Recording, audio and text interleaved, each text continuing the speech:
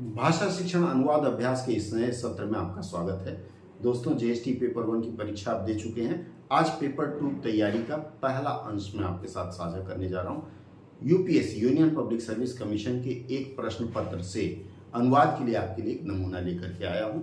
आइए आज इस अंश का अनुवाद करने का प्रयास करेंगे। देखिए, वाक्य है, culture consists of various units called culture trait. Culture traits, according to Linton, are the individual acts and objects which constitute the overt expression of a culture. Exchange of rings in marriage, rules of kicking the ball in football game, red cloth, flowers, and incest sticks in religious rites, etc., are examples of culture traits. These units themselves hold no significances. They become significant and meaningful only in relationship with other units.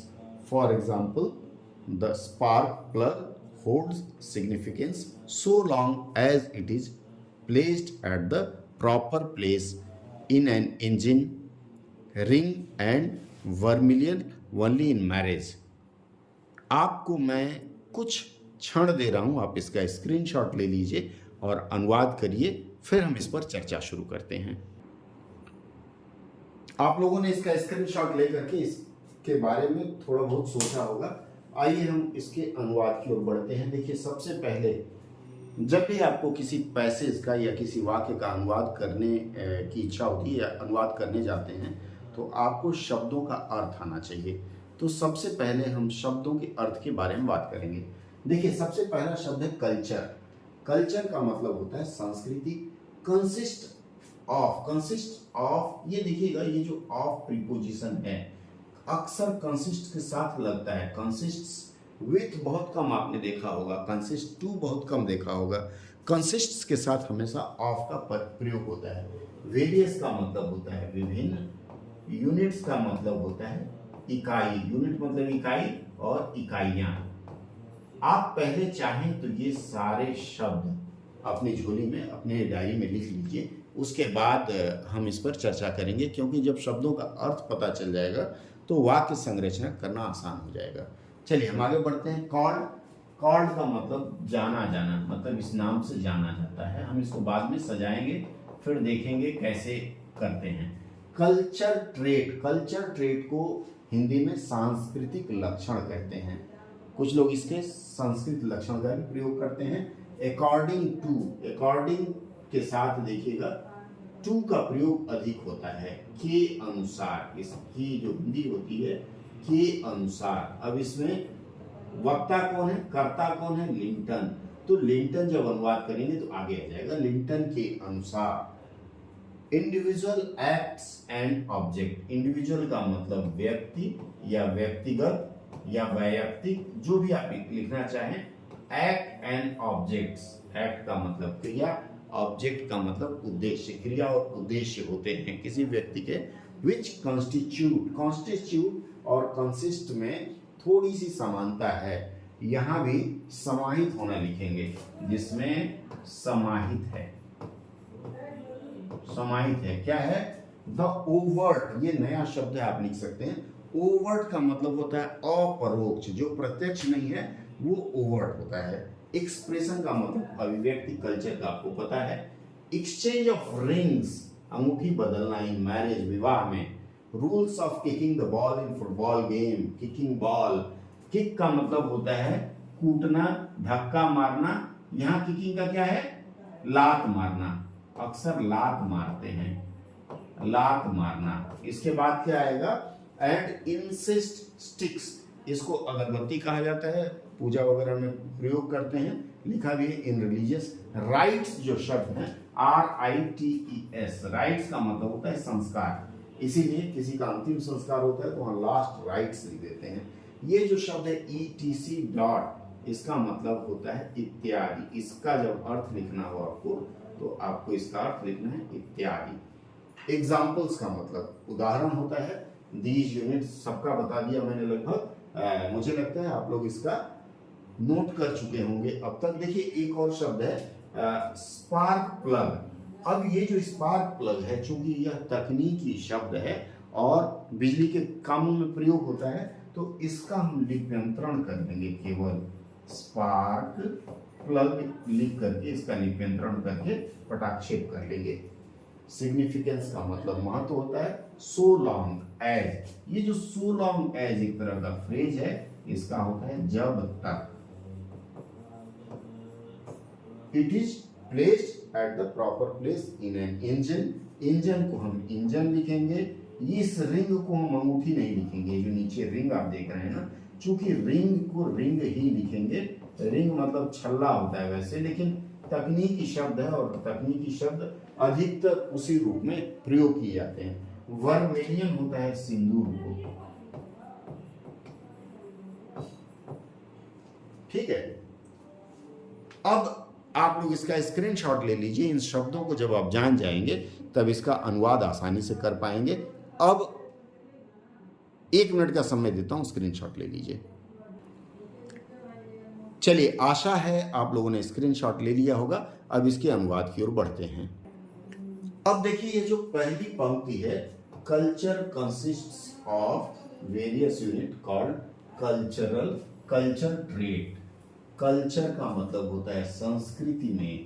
आप इसका शुरू करेंगे संस्कृति, संस्कृत नहीं होता है, संस्कृति में क्या होते हैं? Various units called culture trade. Culture trade का मैंने क्या बताया था आपको, याद करिए क्या बताया था। देखिए यहां मैंने सांस्कृतिक लक्षण बताया था। सांस्कृतिक लक्षण। अब आप इसको जब जोड़ना शुरू करेंगे तो आप यहां लिखेंगे कल्चर का मतलब संस्कृति में सांस्कृतिक लक्षण। तत्काल यहां ले आएंगे नामक। कॉल्ड के लिए हमने नामक लिखा है। वेरियस का विभिन्न या विविध लिख सकते हैं, हम विभिन्न लिखते हैं। विभिन्न इकाइयां, यूनिट्स को इकाइयां लिखेंगे, इकाइयां होती हैं। कितनी आसानी से आपने कर दिया। देखिए इसमें क्या होता है, अब जब हम अनुवाद कर रहे हैं तो आपको लग रहा होगा कि कल्चर और कल्चर ट्रेट को एक साथ क्यों रखा गया। देखिए अगर आप हिंदी अनुवाद या हिंदी वाक्यांश देखें तो हिंदी वाक्यांश में सबसे पहले कर्ता आता है, फिर कर्म और उसके बाद क्रिया लिखी जाती है। हर बार मैं यह बताता हूं क्योंकि जो नए लोग जुड़ते हैं उनको भी यह बात ध्यान में आ जाए। अब कल्चर का मतलब संस्कृत हो गया। कल्चर में संस्कृति में कर्म आ गया, उसके बाद क्रिया, विभिन्न प्रकार की इकाइयां होती हैं। ये इस तरह से हमने पूरा किया। आगे बढ़ते हैं, अगले वाक्य की तरफ देखते हैं। Culture trait according to Linton. अब ये देखिए इस वाक्य में कर्ता कौन है, वक्ता कौन है? लिंटन है। तो हम यहाँ लिखेंगे लिंटन के अनुसार। सबसे पहले जो बोल रहा है वक्ता है, उसको हम पहले आगे रखेंगे। लिंटन के अनुसार क्या है? Culture trait. फिर हमने सांस्कृतिक लक्षण लिखा था इसका। देखिए एक रूपता रखिएगा, सांस्कृतिक लक्षण। शब्दों की एक रूपता रहनी चाहिए। अगर सांस्कृतिक लक्षण हर जगह लिखते हैं तो हर जगह सांस्कृतिक, एक जगह लिखते हैं तो हर जगह वही होगा, नहीं तो भूल हो जाएगी। तो लिंटन के अनुसार सांस्कृतिक लक्षण क्या है? Are the. अब यहाँ देखिए, यहाँ इस तरह का इन्होंने एक इन्वर्टेड कॉमा जैसा बनाया है, उद्धरण चिन्ह इनको बोलते हैं। The individual act and object. सांस्कृतिक लक्षण क्या है?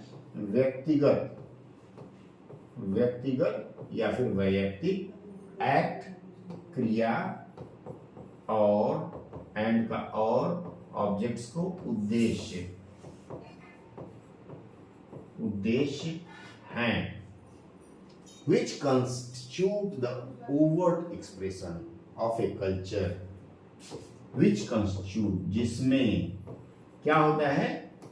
एक कल्चर है ना, तो इसके जगह किसी, एक ही जगह हम एक ही किसी लिखेंगे। कल्चर को संस्कृति लिखेंगे, किसी संस्कृति, आगे किसी संस्कृति के क्या होते हैं? ये ओवर्ट एक्सप्रेशन मैंने आपको बताया है। ओवर्ट एक्सप्रेशन की हिंदी लिखिए। तो ओवर्ट एक्सप्रेशन का मतलब है अप्रत्यक्ष अभिव्यक्तियां होती हैं। अप्रत्यक्ष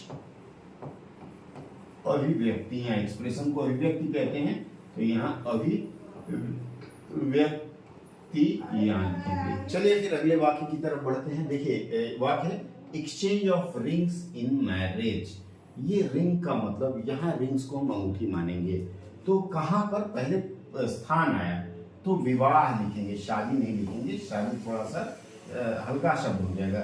विवाह में एक्सचेंज का मतलब होता है बदलना, क्या, अंगूठी बदलना, अंगूठी बदलना। इसके लिए एक और शब्द आप चाहें तो ले सकते हैं। बदलना की जगह हम अंगूठी बदलते नहीं है ना, अपने हाथ से निकाल के उनको दिया, उनके हाथ से खुद। यहाँ बदलना की जगह यहाँ पहनाना लिख दीजिए। अंगूठी पहनाना ये जो शब्द है, चूंकि अंग्रेजी में एक दूसरे को अंगूठी पहनाते हैं, तो प्रथा के अनुसार यहाँ पहनाना होगा। बदलना लिखेंगे कम नंबर मिलेंगे, पहनाना अधिक नंबर मिलेगा। कॉमा, कॉमा है तो comma. Rules of kicking the ball in football game. कौन सा, फुटबॉल। अब देखिए फुटबॉल के बाद, चूंकि फुटबॉल को हम लोगों ने हिंदी में यथारूप स्वीकार कर लिया है, तो फुटबॉल को फुटबॉल रहने देंगे। कहाँ, फुटबॉल गेम का मतलब यहाँ खेल लिखिएगा, इसको गेम मत लिखिएगा, क्योंकि गेम के लिए खेल शब्द है। फुटबॉल खेल में किकिंग क्या लिखा है, rule of kicking the ball.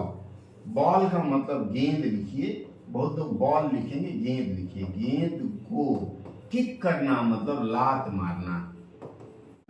यहाँ एक चीज और ध्यान दीजिए, फुटबॉल को क्या लात मारते हैं या फुटबॉल खेलते हैं? तो अगर आप फुटबॉल लात मारने वाली बात लिखेंगे तो आपकी बात कमजोर हो जाएगी। बेहतर है आप यहाँ फुटबॉल खेलने का नियम लिखें। कॉमा नहीं होगा, मैंने गलती से लगा दिया है। एंड को यहाँ और लिखेंगे, कॉमा हटा देंगे। और इसके बाद क्या है, इंसेस्ट स्टिक इन रिलीजियस, नहीं, यहाँ है red cloth flowers and incense stick in religious rite etcetera are examples of cultural trade. तो यहाँ क्या होगा, रिलीजियस लाइफ, रिलीजियस का मतलब हो गया धार्मिक, राइट्स का मैंने भी बताया था आपको, याद होगा क्या होना चाहिए बताइए आप। जी हाँ बिल्कुल, धार्मिक संस्कार। धार्मिक संस्कार में क्या चीज,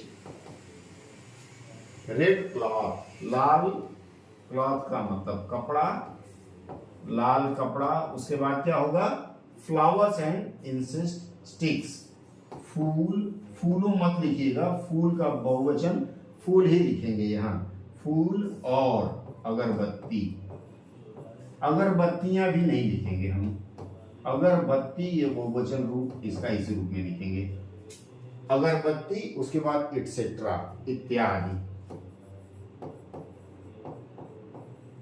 अगरबत्ती इत्यादि क्या है, एग्जाम्पल्स ऑफ कल्चरल ट्रेड्स। किसके उदाहरण है, कल्चरल ट्रेड के। कल्चरल ट्रेड के लिए मैंने क्या बताया था आपको, बिल्कुल बिल्कुल सही कह रहे हैं आप। सांस्कृतिक, सांस्कृतिक लक्षण, ओह गलत हो गया, लक्षण होगा, सांस्कृतिक लक्षण के एग्जाम्पल्स हैं, तो क्या हो गया, उदाहरण हैं। नोट कर लीजिए आप लोग इसे, तब फिर मिटाऊंगा।